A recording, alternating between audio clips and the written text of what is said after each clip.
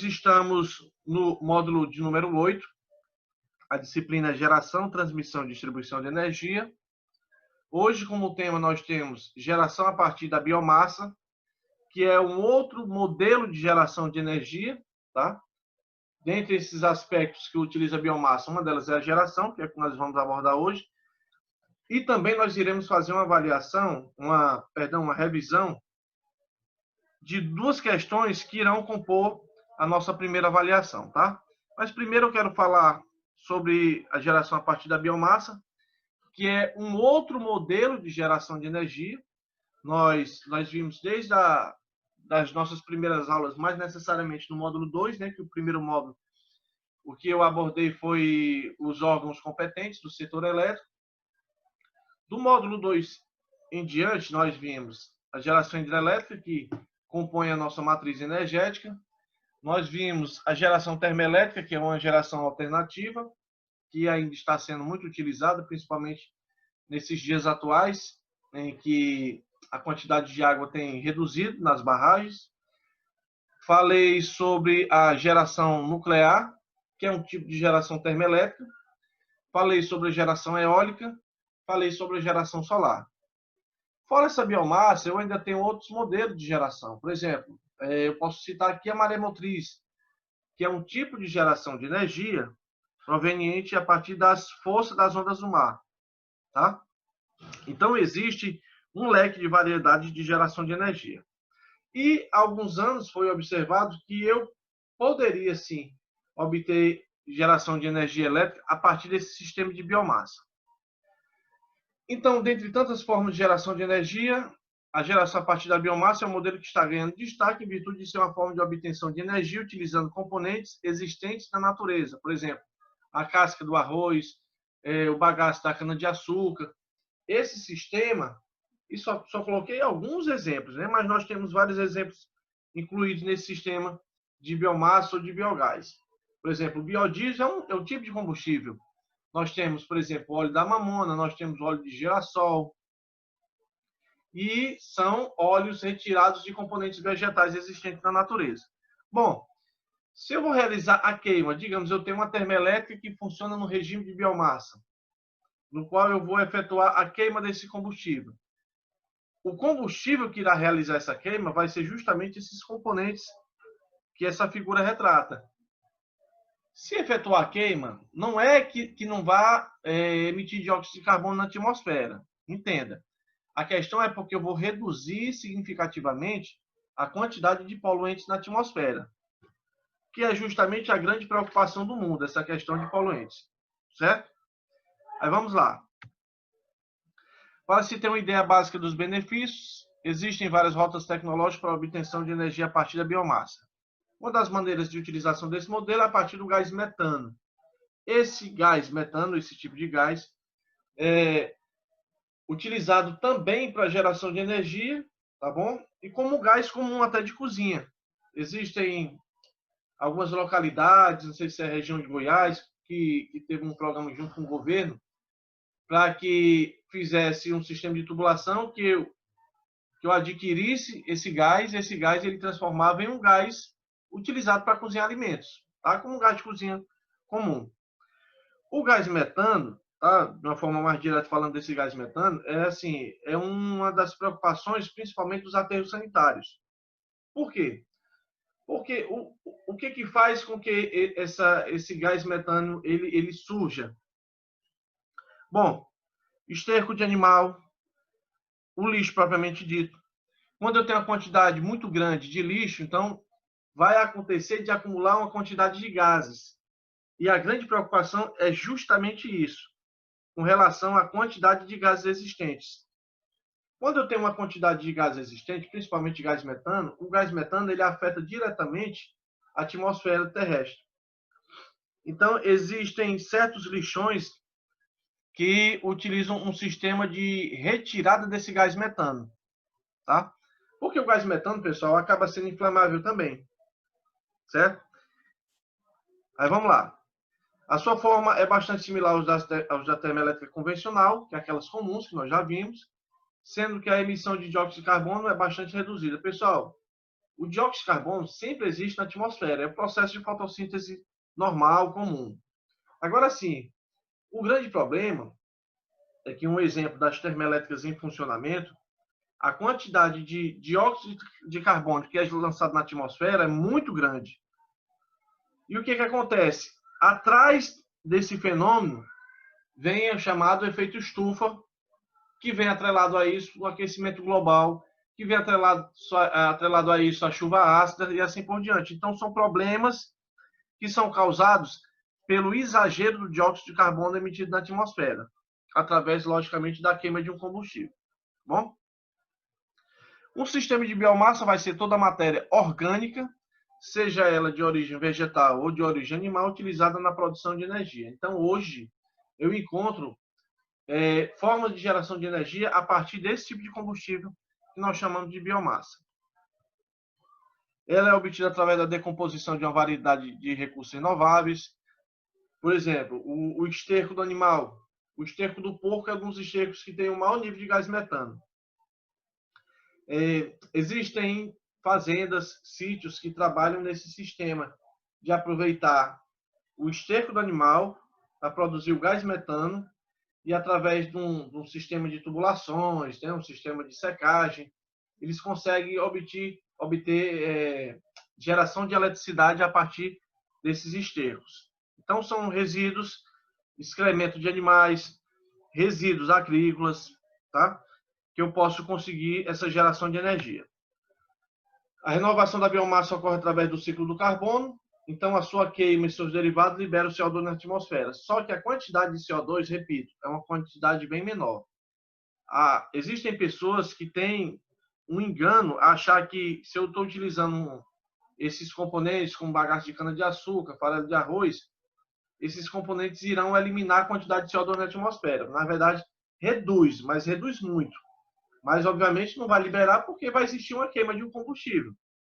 Tá bom? É uma diferença muito relativa. Por exemplo, você vai fazer um churrasco na sua casa, você vai colocar o carvão e vai colocar o álcool para efetuar a queima, para fazer a brasa. Vai emitir fumaça? Vai. Só que em pequenas quantidades.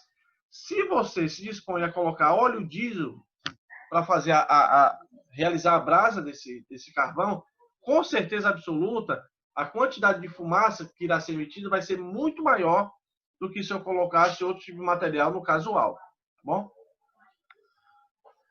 Aqui é o ciclo energético da biomassa, tá? Processo de transformação. Depois vocês dão uma olhadinha com calma, tá bom? Que é o processo natural, né? Que ocorre a questão da fotossíntese, né? Vai ter o ciclo no qual eu vou fazer a queima, vai gerar um vapor. Esse vapor ele vai ser utilizado justamente em tipos de termoelétrica para conversão de energia elétrica. Bom, como tipos de combustíveis nós temos vários, né? O sistema de biomassa, não estou falando exatamente de biogás, tá bom? Eu estou falando exatamente de biomassa, que são componentes, digamos, sólidos. Bom, eu tenho um bagaço de cana-de-açúcar. O bagaço de cana-de-açúcar pode ser utilizado como combustível? Pode. Mas aí vem aquele lance. Quando eu vou utilizar ele para um processo de geração termoelétrica, estou falando do sistema termoelétrico voltado com esse tipo de combustível. Bom, para que eu consiga utilizar ele com a sua função e com o seu rendimento adequado, eu tenho que pegar esse bagaço de cana-de-açúcar, vai passar por trituração. Nessa trituração, irá passar por um sistema de secagem, lógico, porque sempre eu vou ter umidade nesses componentes, eu tenho que retirar toda a umidade para que ele consiga efetuar a queima de uma maneira muito mais eficiente. Mas isso também é atrelado à casca de arroz, a casca da castanha, do coco, a madeira e assim por diante. Tá? O aproveitamento da biomassa pode ser determinado através de 3 procedimentos. Então, nós temos a combustão, que vai ser a queima desse componente, tá bom? Só que para ele ter a sua função, conforme eu tinha dito, vai passar por um sistema de secagem, um sistema de corte e de quebra. Eu tenho os processos termoquímicos, isso é um processo natural que ocorre, tá bom? Que é a gaseificação, a pirólise, a liquefação, a transesterificação e assim por diante. E por fim, eu tenho os processos biológicos, a digestão anaeróbica e a fermentação, que são fenômenos também que acontecem de forma natural. Por exemplo, essa digestão anaeróbica, fabricante de cerveja, né, fabricante de alguns tipos de componentes no qual precisa de alguma fermentação, utiliza-se desse processo. Bom, como produtos derivados da biomassa, nós temos o biogás, nós temos o etanol, nós temos o etanol celulósico. Esse etanol celulósico, ele é muito similar ao etanol comum. Esse etanol a gente chamava de álcool, né, antigamente nos postos de gasolina. O etanol celulósico, ele é obtido a partir do bagaço da cana-de-açúcar, tá bom?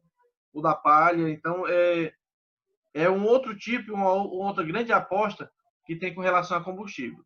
Já o etanol ele pode ser constituído não só da cana-de-açúcar, mas ele pode ser constituído do milho e de outros componentes, tá bom? O etanol, abrindo aqui um parêntese aqui, o etanol em relação à gasolina, que é um hidrocarboneto fóssil, e em relação ao óleo diesel, que também é outro derivado do petróleo, tem uma certa vantagem. Bom, uma dessas vantagens do etanol é com relação ao seu vencimento, né? A durabilidade, digamos assim. O etanol ele pode ser armazenado, lógico, vai depender muito de vários fatores, né? Se vai receber sol, se vai receber muita umidade, então isso vai logicamente interferir na qualidade do etanol.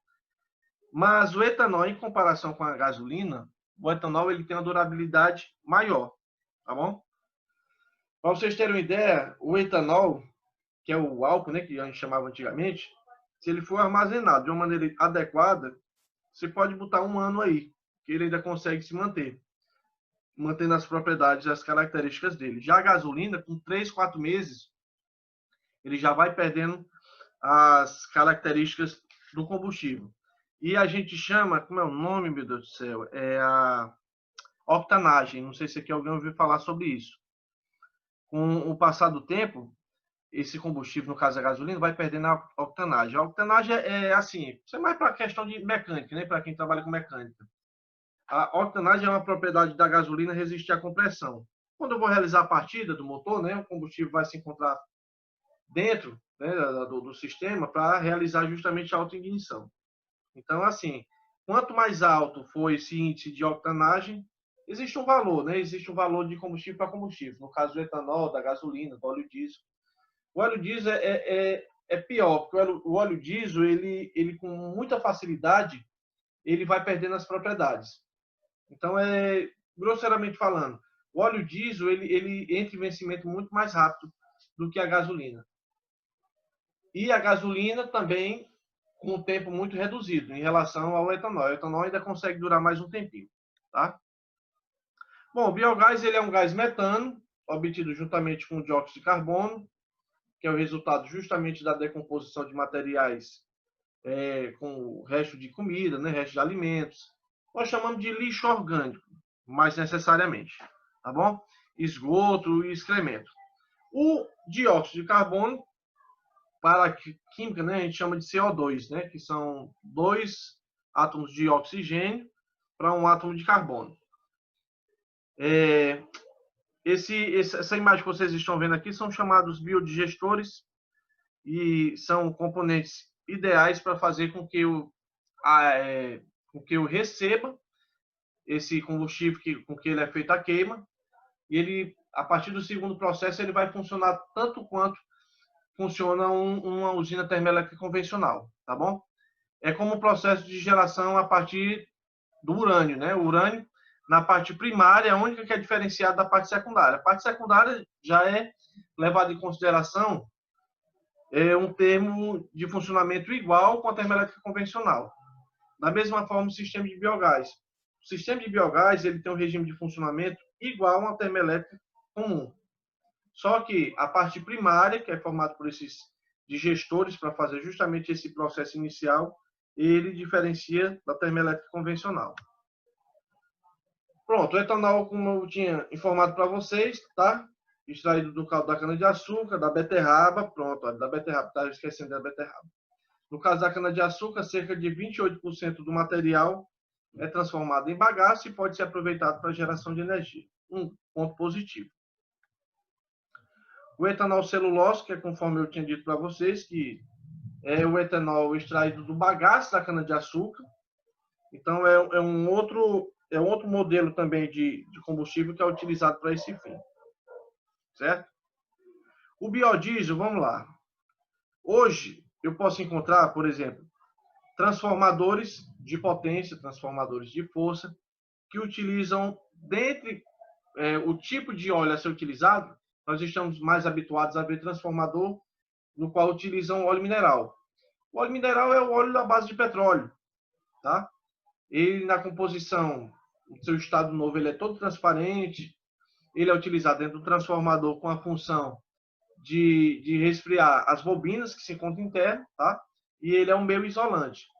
O óleo vegetal, que pode ser utilizado em transformadores, você pode encontrar no mercado transformadores que trabalham com óleo vegetal ao invés de óleo mineral.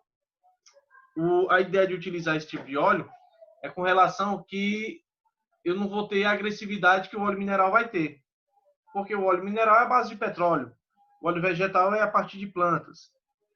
Mas isso não quer dizer que o transformador também não passe pelo mesmo processo de análise do óleo. Então, um óleo vegetal, assim como o óleo mineral, vai passar pelo mesmo processo de análise cromatográfica, análise físico-química, que consiste na retirada de uma parte desse óleo, que vai ser encaminhada para laboratórios para verificar as condições que se encontram esse óleo. Então, o óleo ele pode, logicamente, com o passar do tempo e com aquecimento, fazer com que as propriedades daquele ferro, da bobina, do esmalte que reveste, da madeira, todos os componentes que se encontram, aos poucos e passando para o óleo.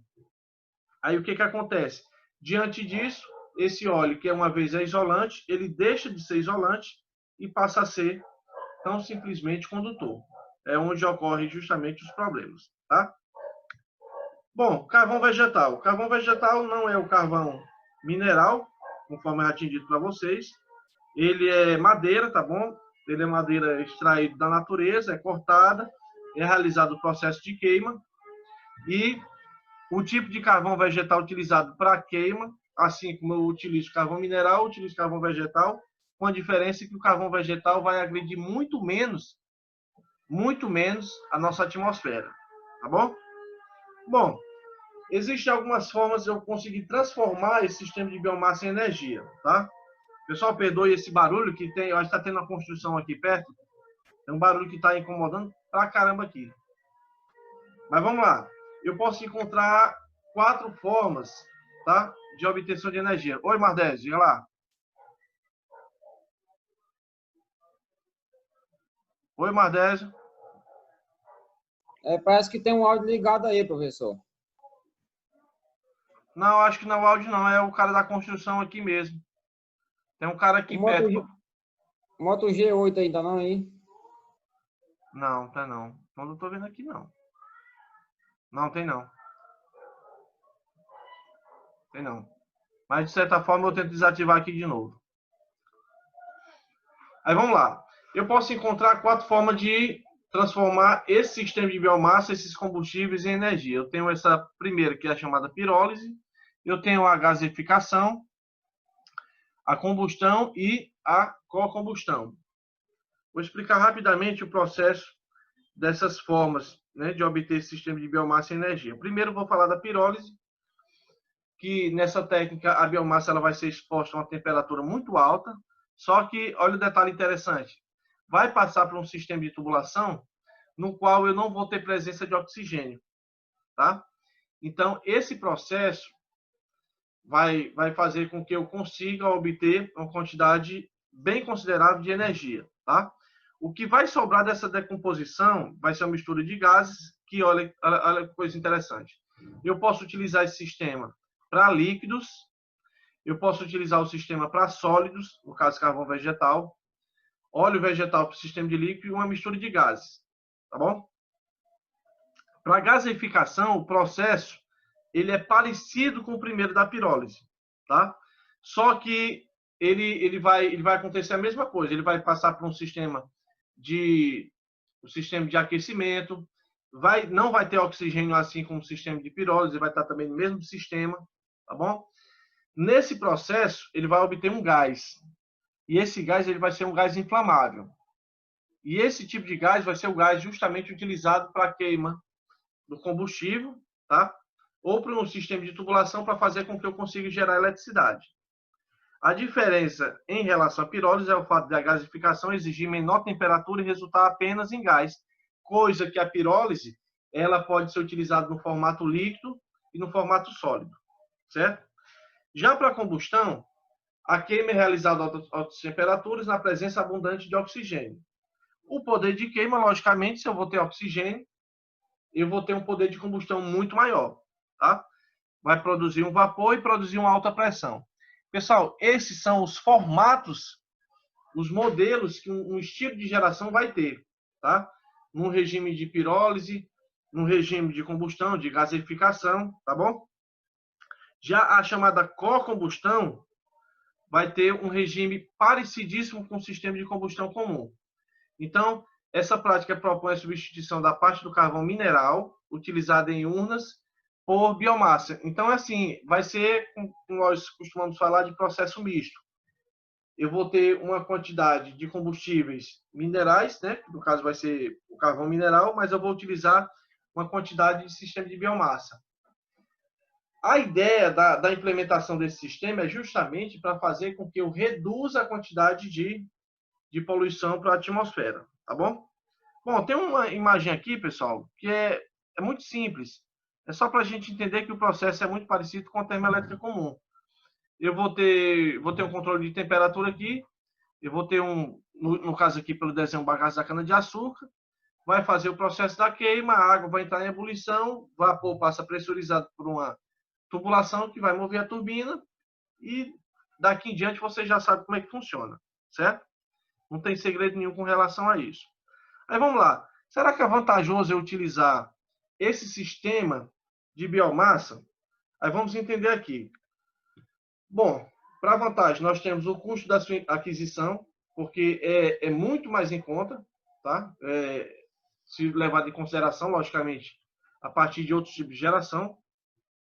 Uma informação muito importante aqui, que eu não vou emitir dióxido de enxofre.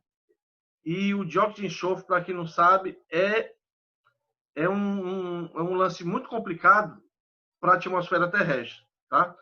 O dióxido de enxofre, o óxido de enxofre, ele é um gás, tá bom?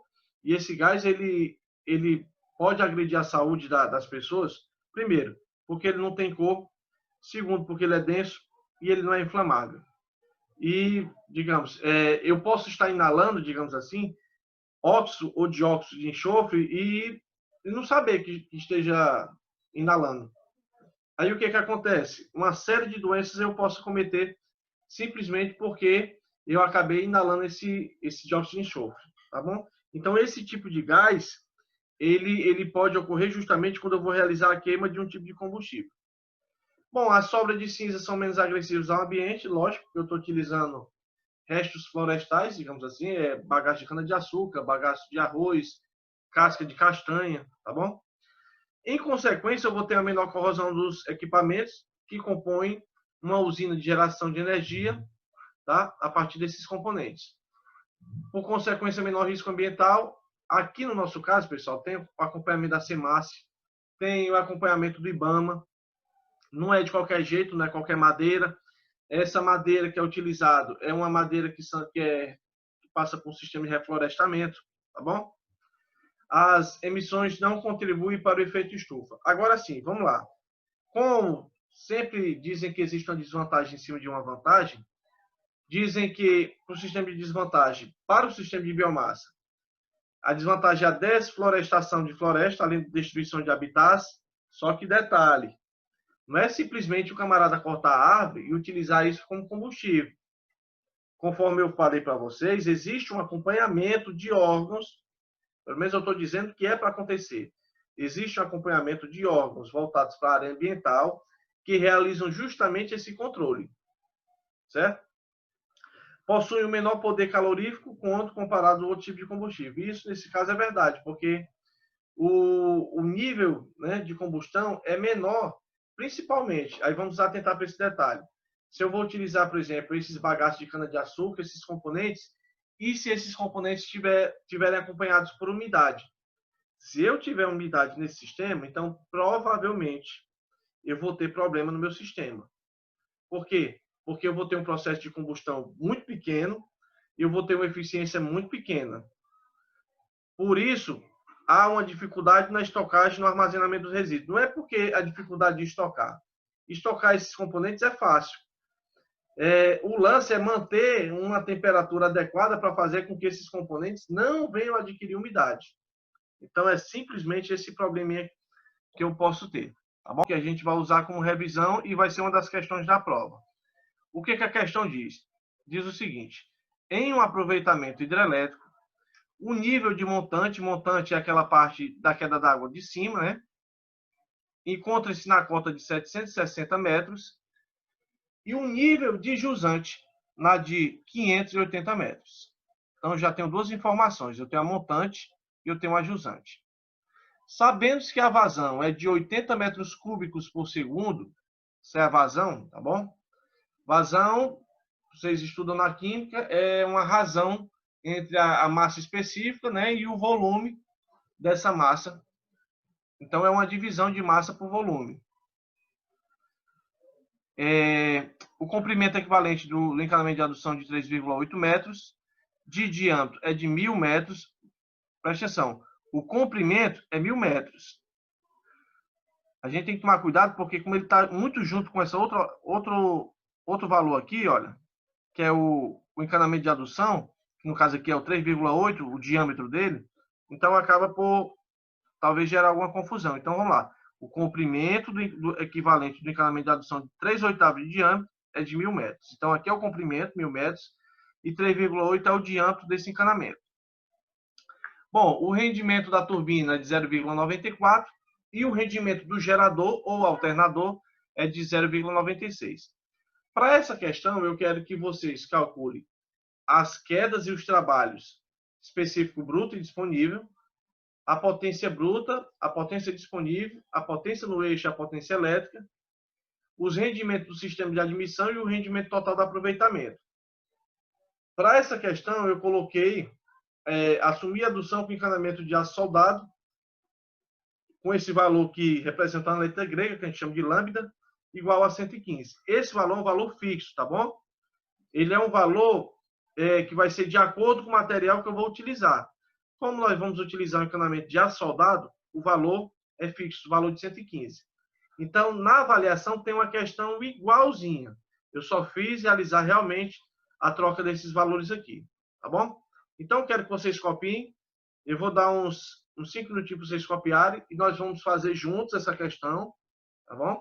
Quem tiver dúvida no processo, a gente para, eu explico de novo. O importante é que vocês entendam como fazer essa questão. Então, 5 minutos.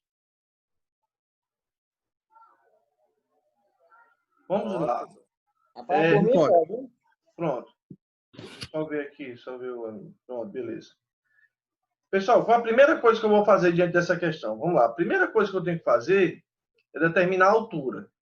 E a altura vai ser determinada através da subtração, ou seja, da diferença entre a montante e a jusante do componente, tá?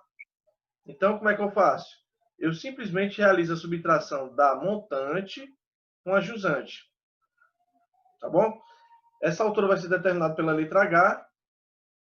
Realizarei a subtração da montante, que é de 760 metros, com a jusante de 580 metros, eu adquiri o valor de 180 metros. Esse valor de H, que é o valor da altura, eu vou precisar utilizar lá na frente. É por isso que eu estou fazendo um passo a passo para que a gente consiga se organizar melhor. Então, pronto. Então, já calculei a diferença da montante com a jusante, desse componente hidrelétrico, com valor de 180 metros. O meu próximo passo é realizar o cálculo da perda nos condutos. A fórmula que eu vou utilizar para o cálculo da perda nos condutos é essa. Esse valor é um valor fixo, 10,643, que eu vou multiplicar pela vazão. Aqui, olha. Eu vou fazer essa multiplicação pela vazão. E essa vazão, ela vai ser dividida por esse coeficiente do encanamento, né, do encanamento de aço. que já tem um valor fixo lá que eu coloquei no finalzinho da questão, que é de 115. Essa razão, a divisão, eu vou elevar para 1,85. Então, vai ser vazão dividido pelo coeficiente do encanamento elevado a 1,85, que é um valor fixo, vezes o diâmetro, dado pela letra D, que é elevado a menos 4,87, que eu multiplico pelo comprimento. Então, esses valores eu já tenho, tá? São valores que tem na questão e eu vou simplesmente incluir nessa questão.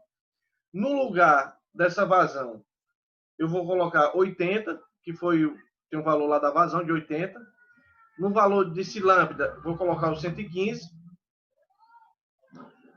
Aí, esse D, né, que é o diâmetro, ele vai ser de 3,8, que a questão tem.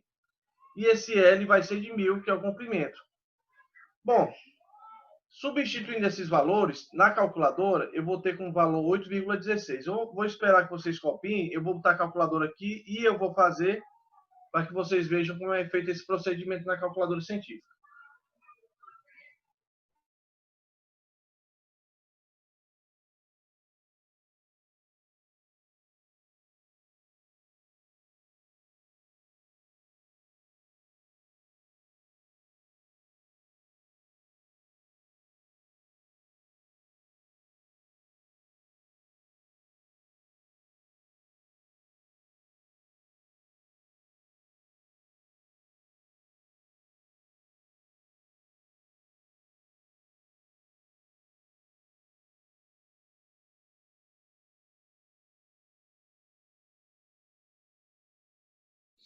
Ei, professor, volta aí para aquela página lá da atividade lá. Professor? Professor? Tô dizendo, deixa só a galera só terminar de copiar essa parte aqui, aí eu volto, tá bom? Para não ter que interromper. É a questão que você quer? É. Pronto. Deixa eu só ver se o menino termina, a gente volta.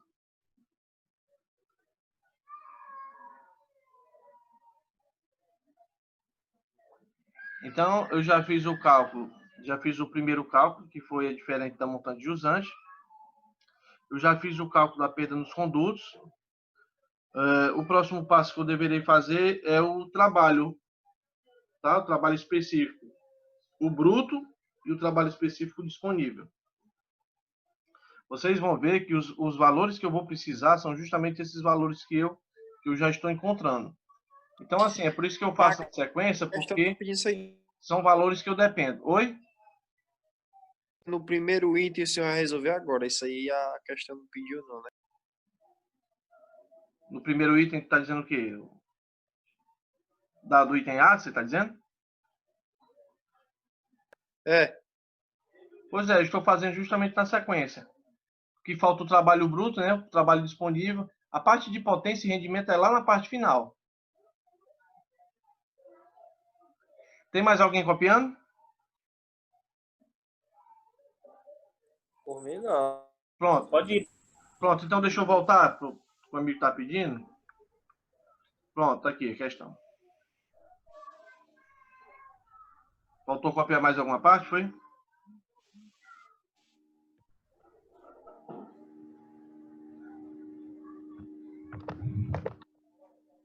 Pronto, professor, já deu certo. Pronto, então, olha aqui, olha, as quedas e os trabalhos específicos bruto e disponível. É o que eu vou fazer agora, tá? Nós vamos fazer o trabalho bruto e disponível. Como é que eu faço esse cálculo? Bom, trabalho específico bruto, tá? Vai ser dado por essa letra G. Eu vou explicar direitinho o que é essa parte da letra G. E esse H, lembre que o H eu acabei de encontrar agora. Não foi? Na altura. Oi? Altura, né? Exatamente. Bom, se eu transformar isso em números, eu tenho o quê? Eu tenho 9,81. Esse 9,81 é um valor fixo, tá bom? É um valor fixo que vocês vão fazer na questão. Então, como vocês já têm o módulo em mãos, vocês conseguem fazer. Porque como eu vou fazer o cálculo baseado com relação à água, essa questão de densidade, então eu vou deixar um valor fixo. Esse valor de 9,81 você irá multiplicar com 180, que foi o primeiro cálculo que vocês fizeram lá inicialmente. Para que eu encontre esse chamado trabalho específico bruto, o resultado vai dar em joule por quilograma, tá bom? Joule por quilograma. Sendo assim, 9,81 vezes 180, eu tive como resultado 1.765,8 joule por quilograma. Esse foi o trabalho disponível bruto. O próximo procedimento que eu vou fazer, que é o trabalho específico disponível, só tirar um áudio aqui. O trabalho específico disponível vai ter uma leve diferença. Como é que eu vou fazer para calcular o trabalho específico disponível? Eu vou pegar esse mesmo valorzinho de 9,81, eu vou multiplicar pela altura, que foi o primeiro que eu encontrei lá no início, e eu vou subtrair pelo segundo cálculo que nós fizemos, que é a perda nos condutos, dado por HP. Transformando isso em valores, eu tenho 9,81 vezes o 180, que foi diferente da montante para jusante, menos 8,16, e 8,16 é a perda nos condutos, que foi o segundo cálculo que nós fizemos. Bom, existe uma diferença muito grande entre essa questão do trabalho específico bruto e o disponível. O disponível, é como o próprio nome diz, é o valor que está disponível para ser utilizado para o meio de geração. Então, o valor sempre vai ser menor do que o bruto, tá? Nesse caso, o resultado deu 1.685,75 joule por quilograma. Bom, nesse caso, eu acho que eu resolvi já o item A. Eu vou partir para o próximo passo, que é o cálculo das potências. Não eu tenho que encontrar a potência bruta. Pode ficar à vontade. Esse G aí, o senhor está botando um número fixo? É fixo, é fixo, viu? Porque assim como a massa específica da água, que nós vamos ver agora, vamos fazer o cálculo da potência, a massa específica da água ela tem valor fixo, que no caso é de 1.000 kg por metro cúbico. Então, são valores fixos, tá? Tá certo.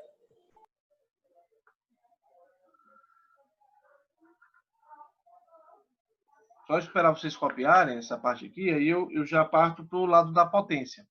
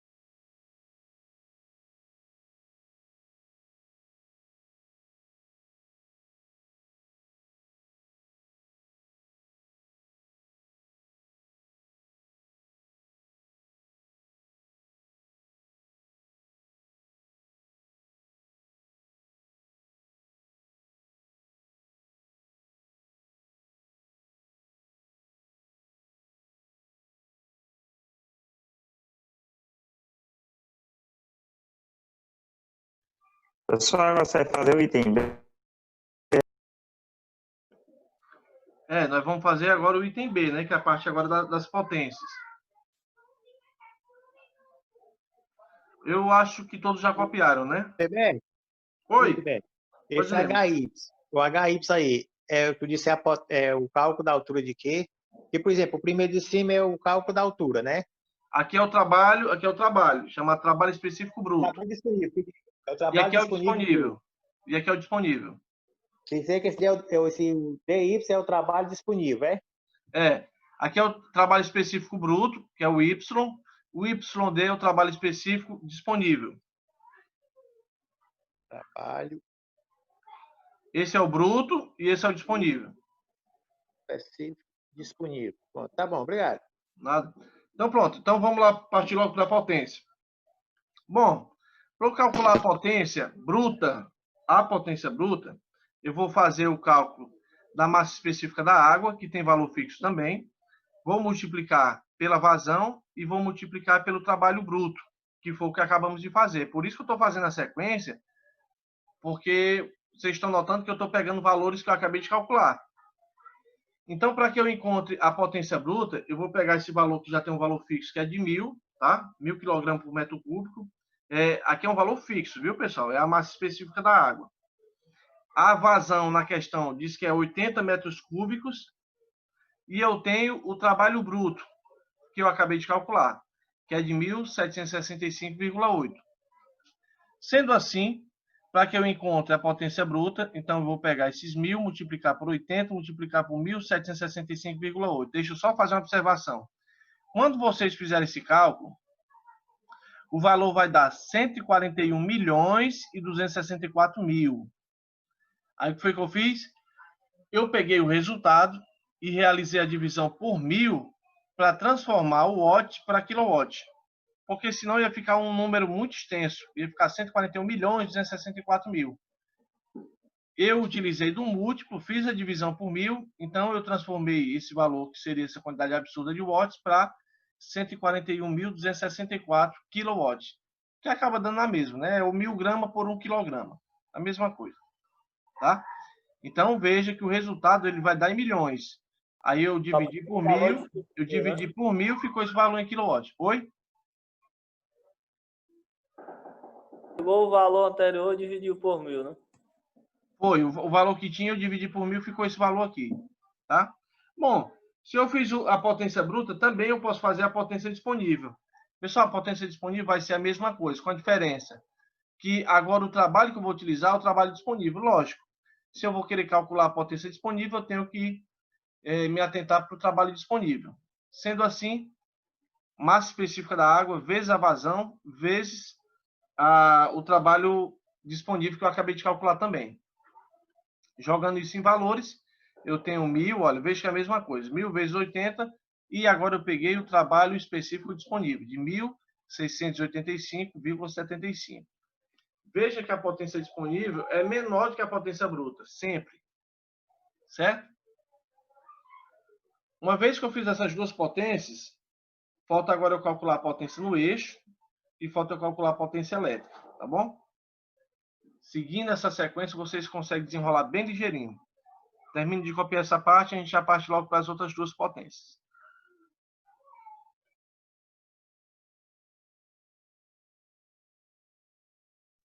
Professor, E aí, Oi, professor? diga lá.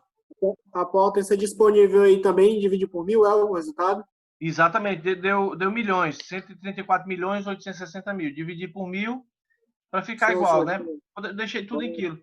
Aí, assim, eu poderia transformar em mega. Bom, poderia. Se transformasse em mega, ia ficar aqui, no caso, 141,26 megawatts. Aqui, 134,86 megawatts. Mas eu deixei em quilo que tá bom demais. A gente consegue fazer da mesma forma. No caso é divide, né, pessoal? Não multiplica não, né? Não, Aí, divido. A beleza. ordem dos múltiplos e submúltiplos, depois do quilo é mega, depois do mega giga, depois do giga é tera. Aí voltando, né? Voltando, eu tenho o giga, eu tenho o mega, eu tenho o quilo, eu tenho a unidade, aí vai descendo. Micro, mili, nano, pico.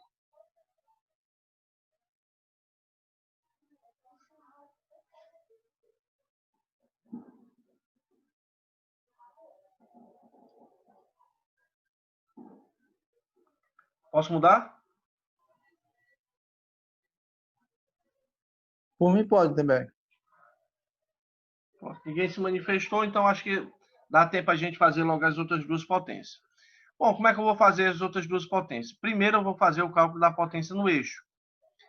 A potência no eixo, eu vou pegar essa potência disponível, isso aqui ficou grande, mas é pequeno, tá? Potência disponível vezes o rendimento da turbina. Então, para que eu saiba qual é a potência do eixo, que é o resultado de tudo isso, eu vou ter que pegar a potência disponível, vou ter que Professor, ainda é do item B, é? Oi? Ainda é do item B? Ainda é do item B ou é? Exato. O item A já foi, né? Então, depois da potência do eixo, nós vamos fazer a Aí o potência item C. elétrica. Oi? É o item C, né? Não I. Vou só fazer essa correção aqui, pessoal, que eu fico doidinho. Espera aí, só um instante. Essa parte.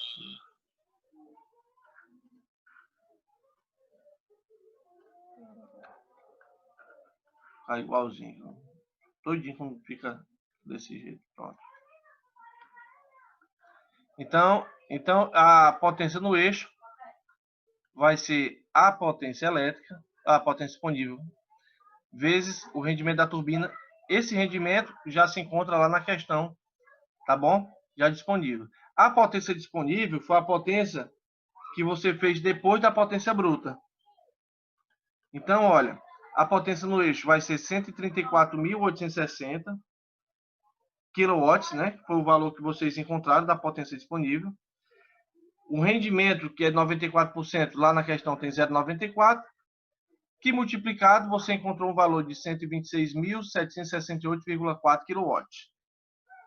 Finalizando a parte da potência, para calcular a potência elétrica, vai ser a potência no eixo vezes o rendimento no gerador. Deixa eu corrigir isso aqui também. Oh, meu Deus do céu, eu fico doidinho, fica desse jeito. Só ver se eu corrijo aqui. Deixar no ponto. Pronto, aí fica bonitinho para vocês.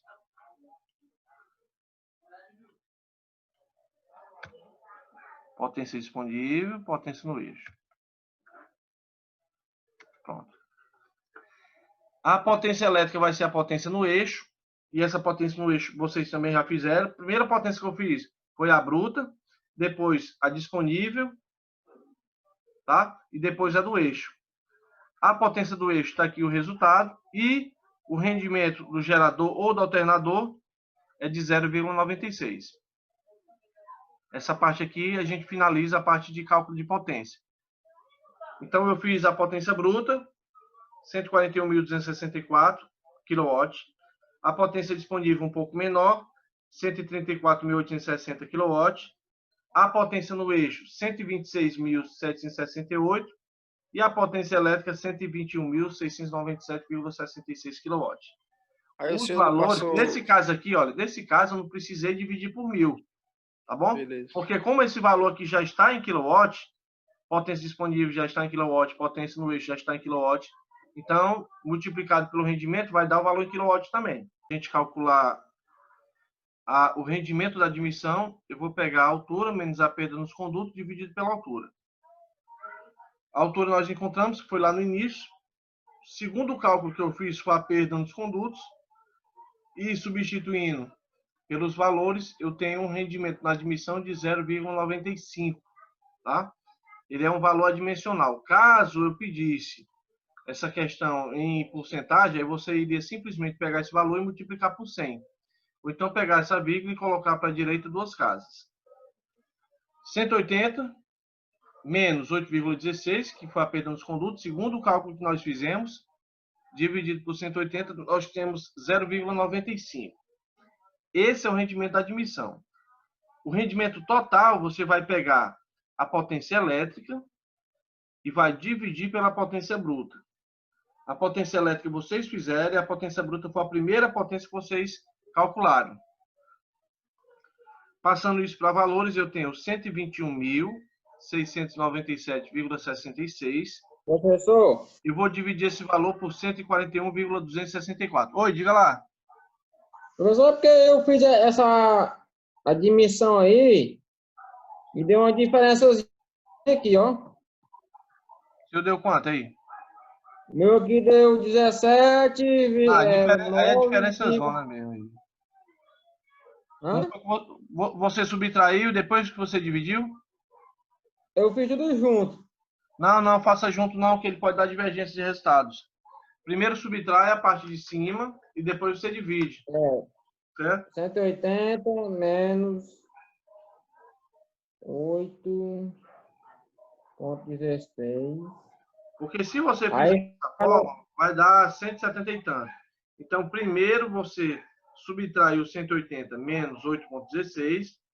O resultado vai dar 171,84. E com esse valor, que é o resultado, você vai dividir por 180.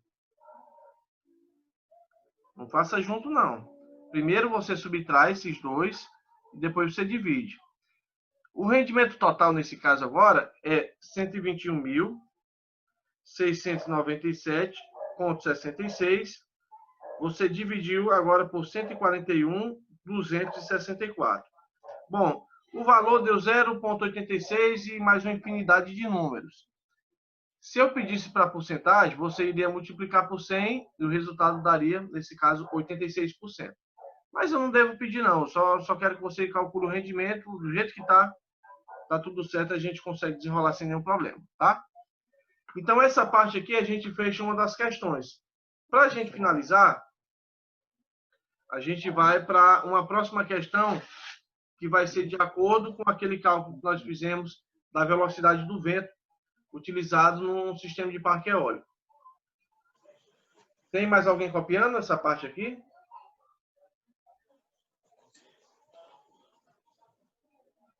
Ninguém respondeu, é porque já deve ter copiado essa parte. Beleza. Então, vamos lá. Para a gente ir agora para a próxima questão e última, a questão vai ser exatamente igual na nossa atividade. A questão diz o seguinte.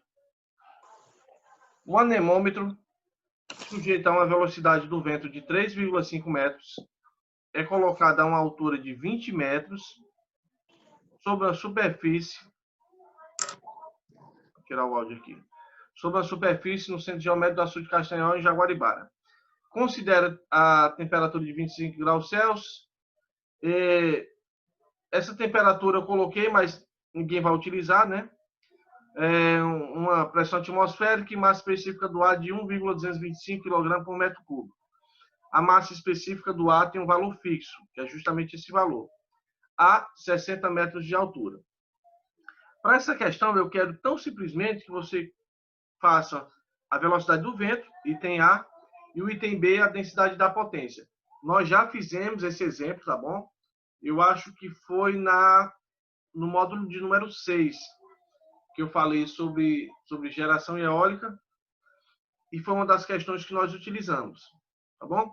Então, eu vou precisar de algumas informações para eu calcular a velocidade do vento, tá? Dentre elas, essa velocidade aqui, que nós chamamos de velocidade de referência. Outra é a altura, 60 metros, e a altura de referência, que são 20 metros. Então, para que eu encontre o cálculo da velocidade do vento, eu vou precisar dessas informações. Só vou esperar que vocês copiem essa parte. Na parte da resolução, a gente resolve bem ligeirinho, porque é pequena a questão, tá? O valor de referência, 3,5 metros por segundo. Altura de referência, 20 metros. Altura, 60 metros. A massa específica tem um valor fixo de 1,225 kg por metro cúbico. E esse fator de rugosidade que na aula que eu falei sobre geração eólica, eu mostrei uma tabela que esse fator de rugosidade vai ser determinado a partir do ambiente onde vai ser instalado o parque eólico. Como a terra vai ser plana e vai ser limpa, sem gramado, né, sem nenhum relevo, então o valor de fator de rugosidade é de 0,1. Bom, realizando esses cálculos, o valor de referência é de 3,5. 60 é o valor da altura. A altura de referência é de 20. Esse 0,1 é o valor do expoente, do fator de rugosidade. E você encontrou um valor de 3,9 ou 3,90 metros por segundo. Tá bom? Aqui você pode simplificar, né? Quem já está mais íntimo com a matemática, corta 0 com 0, divide 6 por 2 dá 3. Aí fica 3 que vai multiplicar por 3,5. Né? Você multiplica 3,5 por 3 elevado a 0,1. O resultado vai dar 3,9.